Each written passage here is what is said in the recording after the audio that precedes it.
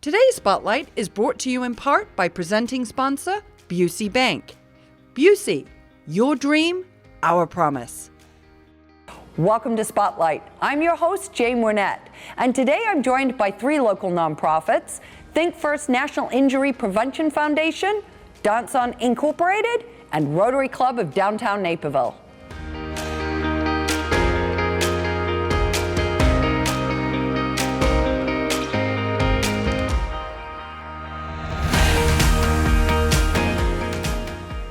You're watching Spotlight, and joining me now representing ThinkFirst National Injury Prevention Foundation is Amanda Rist. She's their Chapter Development Manager.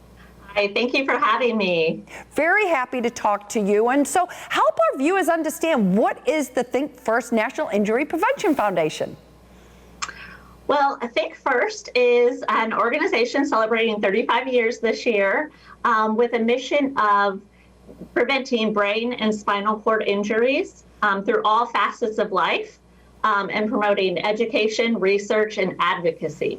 Okay. Now you have something called chapters, right? So can you kind of explain to us a little bit about what those are? Yes. So as a National Injury Prevention Foundation, we provide the curriculum, the handouts, and all of the educational materials that chapters across the country, particularly injury prevention coordinators or trauma hospitals, would need to go out into the public and educate the community on injury preventions.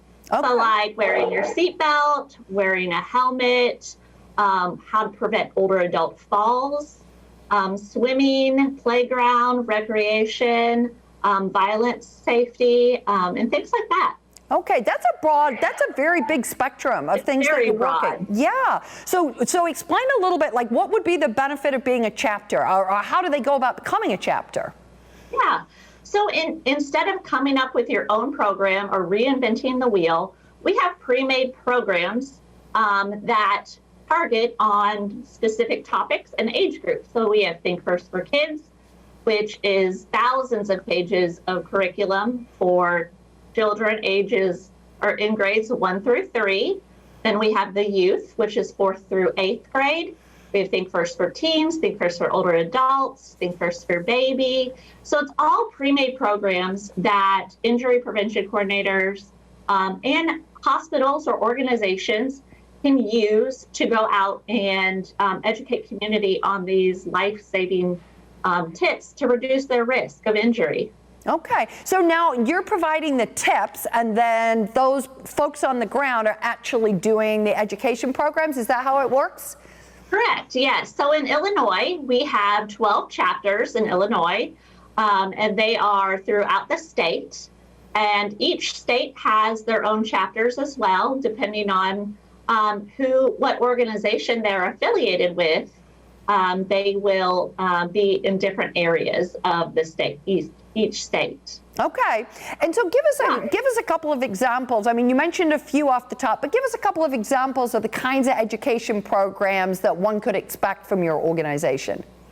Yeah, so many of you, if you're a parent that has heard of ThinkFirst, but you can't quite remember where, you've probably had one of our chapters go to your child's school and do activities on bicycle safety or pedestrian safety with our cute character called Street Smart. And you can visit our website to look at all of the different programs. We have about 9 of them that we offer to all of our chapters, and they offer these programs to their communities free of charge. Okay, so that's wonderful. No cost to be able to get that education.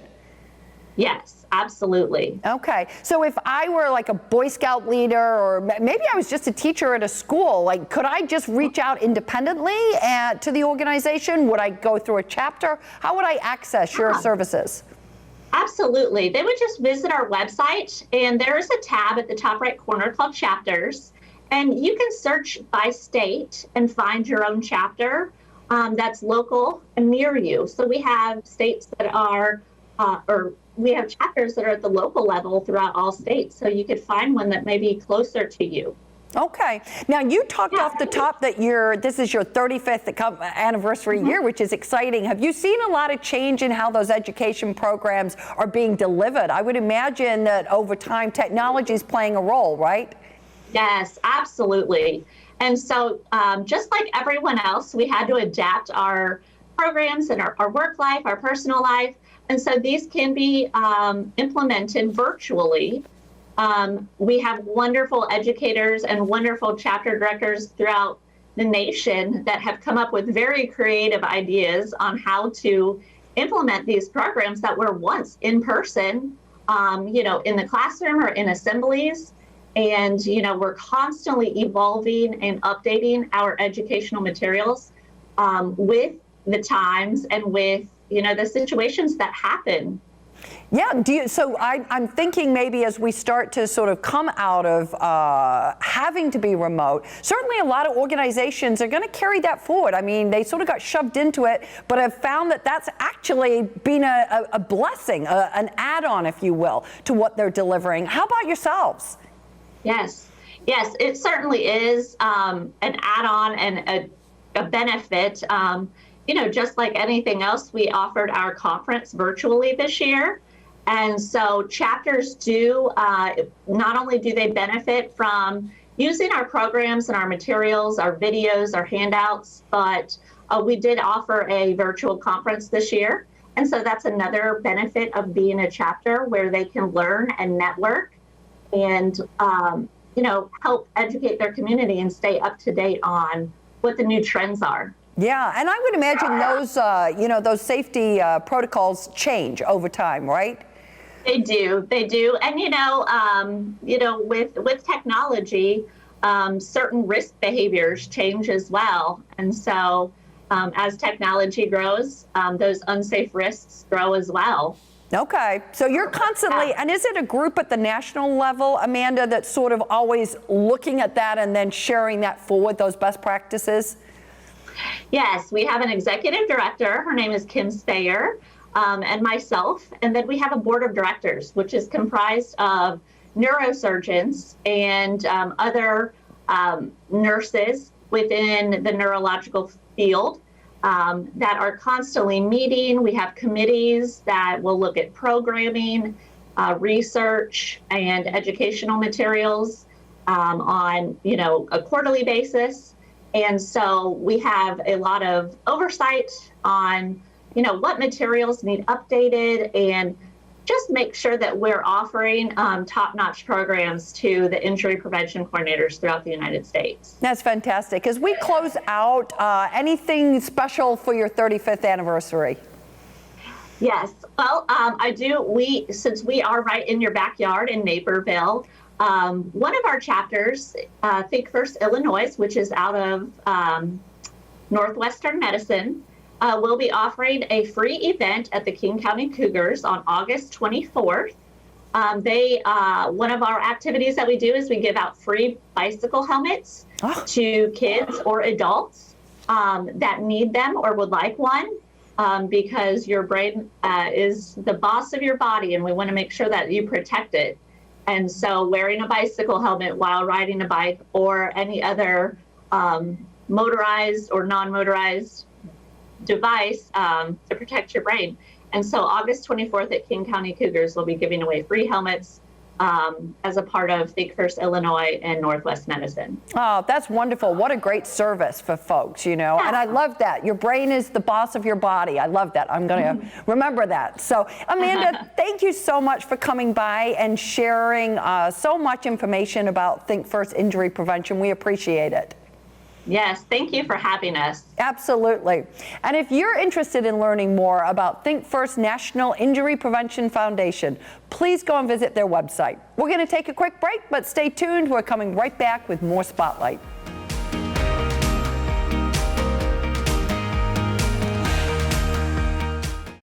For more than 150 years, you've believed in Busey. Today, more than ever, we believe in you.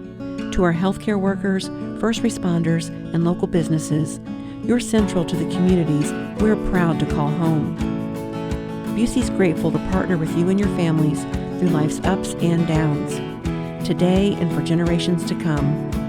Because as neighbors helping neighbors, we're in this together. Busey, grateful to serve the communities we call home.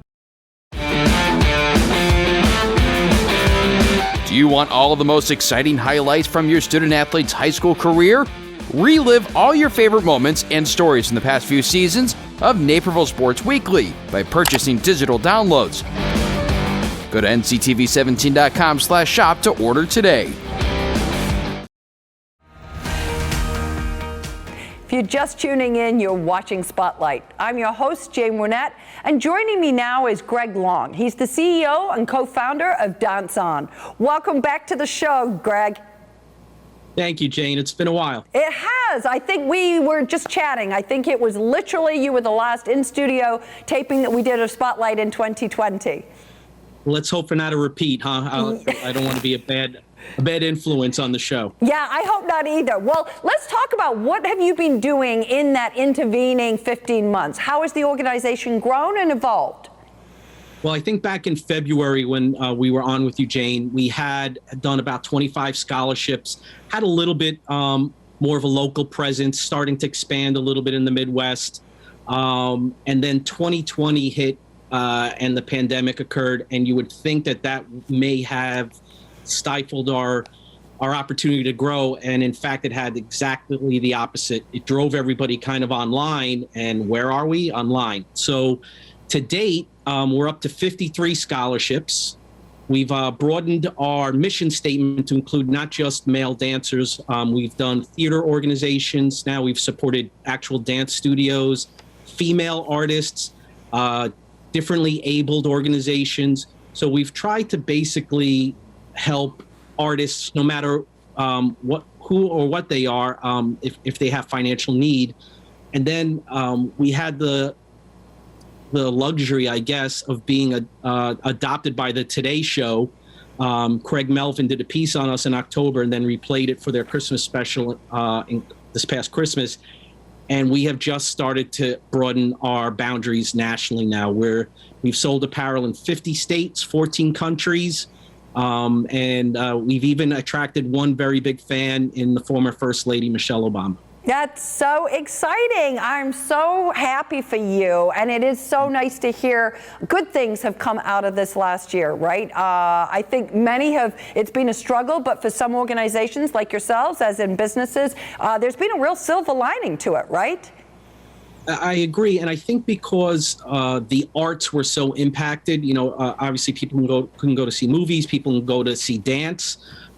They tried to find other ways of pulling that into their lives, and DanceOn obviously facilitates that in a certain way. So having online virtual masterclasses, which we did with Hamilton and other people from World of Dance, and So You Think You Can Dance, we were able to pull these celebrities in and kind of bring dance into their living rooms. Yeah. And in return, the generosity of all the people, because that's, DanceOn, again, is really just a way station for other people's generosity. We pair up people's donations with need. And so it just, again, in some dark times, it seems like we were able to navigate that. That's fantastic. Well, now, is there a story of a particular scholarship winner or an organization that stands out to you? Give us a little highlight. Well, we actually, COVID almost derailed an event that we're able to now reschedule and are going to do at the end of July. There is a studio in North Carolina called A Chance to Dance, and the studio owner, Kim Smith, just has differently abled dancers, so kids with autism or physical impacts. Things like that. And she teaches dance and they compete. And we're going to go down there and collaborate with them. Rich Hemingway, who's the senior editor for the Oprah show, is actually going to film and direct a collaborative video. And our hope is by joining our two teams, we get to show everybody that dance is universal and uplifting. And we hope to tell a good story. So that's one of the great things that we've been able to kind of put back on the map for ourselves. Yeah, that's exciting. Well, I mean, your whole start was really around inclusion and acceptance and being part of a community, right? And you're just really taking that forward. Right. And without the growth that we had in 2020, we never could have envisioned traveling to North Carolina. Again, we were such a a Naperville-based organization, but now because of kind of our national attention, we're able to do things like this and bring this message beyond the borders of our own wonderful city. Yeah, that's fantastic. So what else do you have planned in the rest of 2021, Greg? We have now, as things are starting to open up, we have hit it hard, Jane. We have a golf event fundraiser that's coming up here locally at the mid-September. We hope to make that our big fundraiser for the year. We are actually co-sponsoring a legacy benefit show for an artist who passed away suddenly last year out in LA. DanceOn was asked to co-sponsor, so we're excited to do that, raise some money in his name. And then we are still going to do some master classes. Our friends from Hamilton are coming back into Chicago before they open up in LA. So all the theaters are opening up. So we're going to hopefully have some shows for some of the local kids to take benefit of as well. So, Greg, that's obviously been a huge amount of growth for you in the last year. So what's next for DanceOn in the next 3 to 5 years? So you would think, Jane, with all the expansion, we would try to figure out how to even grow bigger. But we're actually going to turn our focus internally and kind of return to our roots here in Naperville. We're starting to have some conversations with the local government, the park district, the school districts, to try to see if we can have any kind of partnerships, whether it's with the curriculum. We certainly have themes of inclusion and equality and acceptance, I think, that we both speak to. The park districts offering DanceOn sponsored programs that are reasonable for our citizens to take advantage of. So I think we're going to try to focus a little bit on some home cooking. I like that. I love that. And under the whole DEI, it's so nice to be able to partner together as opposed to reinvent the wheel. And certainly you've been in this space for quite some time. Yeah, we're just a little over 2 years. And again, the generosity of Naperville and the local areas has been amazing, and we need to pay it back. Yeah, that's wonderful. Well, thank you so much, as always, for giving us an update on where you are with DanceOn. We encourage you to keep going with the arts, keep up the good work that you're doing. Thank you so much, Jane, for the time. Oh, absolutely. And for you to find out more about DanceOn, please go and visit their website. Don't go away. We're going to be right back after a few short messages.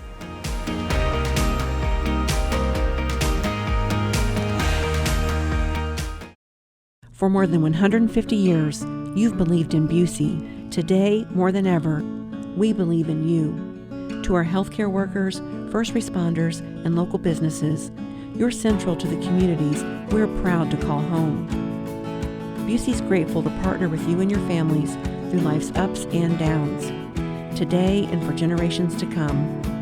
Because as neighbors helping neighbors, we're in this together. Busey, grateful to serve the communities we call home.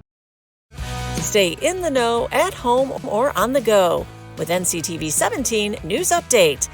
This quick recap of everything happening in and around town will be delivered straight to your email inbox for free. Sign up today.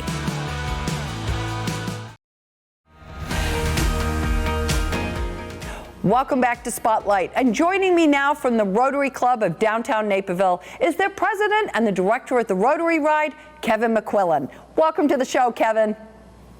Thank you, Jane. Nice to be here. Nice to have you. So let's just start right out. There's a number of Rotary clubs.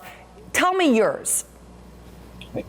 We're known as the 444 Club, and that came from when the club first started up, that people said, well, why don't we gather at 4:45 and start at 5 o'clock?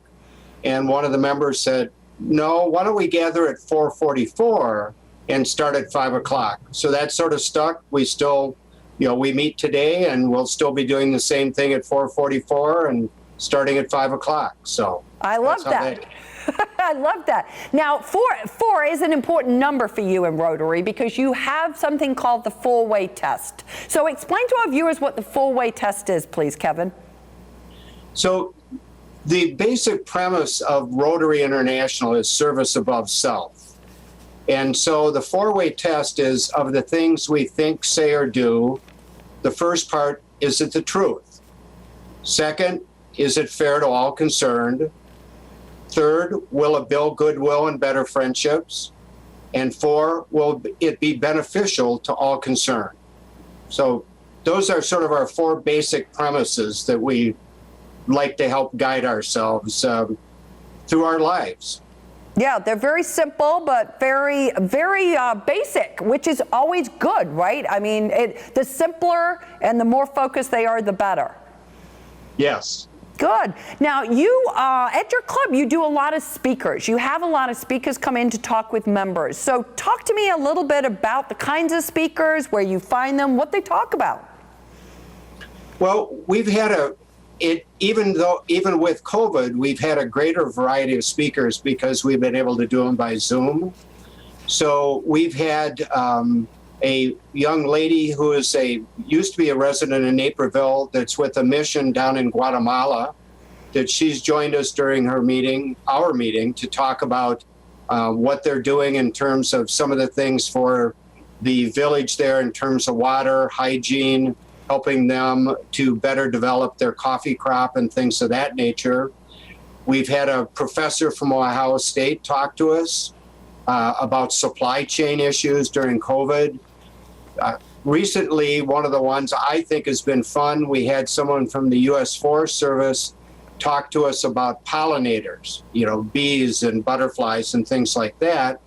And then we followed that up with another gentleman who's a bronze master gardener talking about the kind of plants that pollinators like. So that was sort of in line with Rotary has added an additional area of focus, the environment, and we're trying to more recently focus more on that. Okay. So we try to have a speaker almost every week. We've been very fortunate that a lot of the people in the community leaders are very willing and very, very willing and very good with their time to donate their time to come speak to us. So we've also we give a couple scholarships each year to a single parent to attend 2 of the local community colleges. And sometime they will join us or their administrators will join us, talk about what they're doing or things that are going on with them or their programs. That's nice. And kind of going back to your speakers you first talked about, what a nice way to share knowledge, right? That's just great. And I do think a benefit out of the pandemic is being able to do some of that remote. So like you said, you've had access to people you might not otherwise have been able to have speak to the club. But also those scholarships are terrific. I'm sure those recipients are thrilled. And the 2 colleges are College of DuPage, Waubonsie Community College. They send us a very nice package on each person. We get a picture of them. They write us a note. They tell us what they're doing in school. So it's great to hear and follow up with them as they go through their education on this. Yeah, absolutely. Now, you talked a little bit about international. Kevin, what have been some of your members' experiences abroad and working with Rotary International? Well, one of the things we enjoy doing is when we travel, are attending meetings of other clubs. And one of our members is a travel agent who travels a lot. She's been to a number of different countries. I've been fortunate to attend a Rotary meeting in Dublin, Ireland. And the travel agent person, Patty, traveled to, we sort of were wondering, she said, well, I'm going to Transylvania. Which is a part of Romania. And she went to Cebu, Romania, and joined in one of their meetings there. And through that, she introduced me to their club president last year. And we got involved in doing what's called a Rotary Global Grant, which we're able to leverage some monies from our district, from Rotary International. And we ended up buying some equipment for their preemies in their neonatal hospital unit in the hospital in Cebu, which they have 4 or 5 counties like we would have around us here, that this is the only neonatal hospital. And it was very, very fun, got to know the people there very well, did some virtual meetings with them.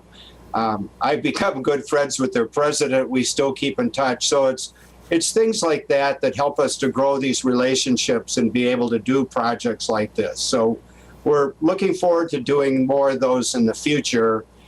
even though our focus is primarily on on our community, Naperville and the surrounding areas here. Yeah, sure. Well, I mean, and it just builds that global connection and the global citizenry, right? So that's a wonderful thing. Paul Harris is a name you hear a lot associated with Rotary. So give us a little overview of who is Paul Harris and what does he mean to Rotary?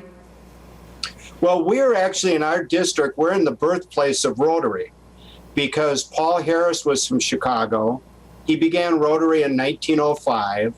With the same basic tenets we have now. Those came along a little later. And it was primarily getting some business people together and then saying, what can we do for our community? And that's now grown to, one of our big programs through Rotary International is Eradicating Polio. And we're almost there. We only have 2 countries left with some instances of polio in the world. Paul was an attorney downtown Chicago. His home, we've actually done some renovation on and restored and have preserved that here in one of the south suburbs.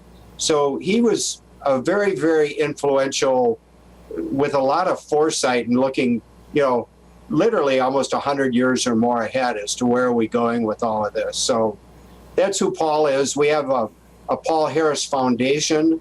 Our club is honored that we have 100% membership. All our members of our club are Paul Harris Fellows, and we're very honored to be able to give some of those fellowships each year to people we've selected in our community that have been involved with some of our projects to make them Paul Harris Fellows. So it's a really big deal for us. Yeah, absolutely.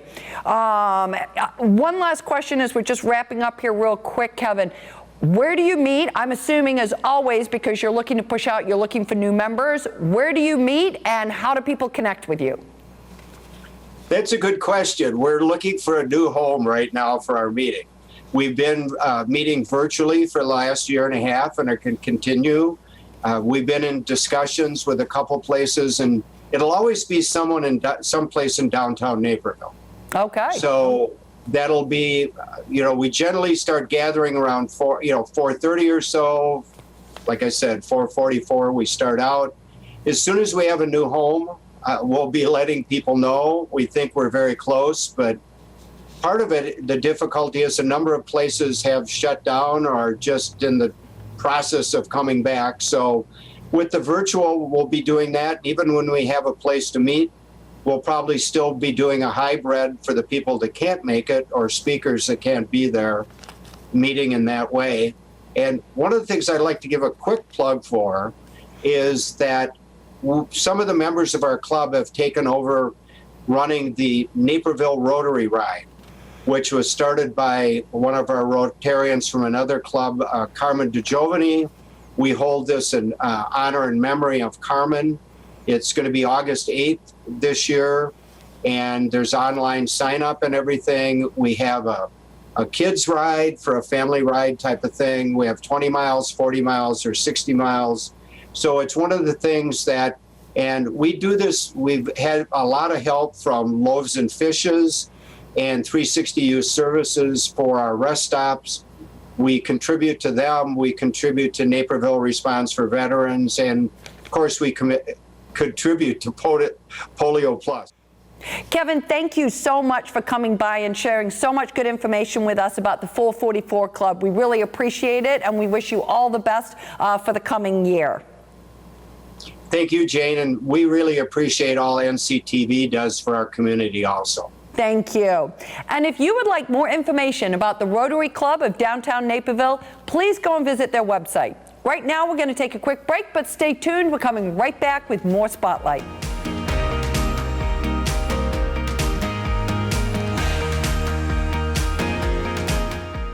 I'd like to thank all of my guests for joining us on Spotlight, and our friends at Busey Bank for their generous sponsorship of today's show. To learn more about the organizations featured on this episode, please visit our website at nctv17.com. And to stay informed about what's happening in our community, sign up to receive our daily news update and like and follow us on Facebook. For Spotlight, I'm Jane Wernette. Thank you for watching. Today's Spotlight is brought to you in part by presenting sponsor Busey Bank.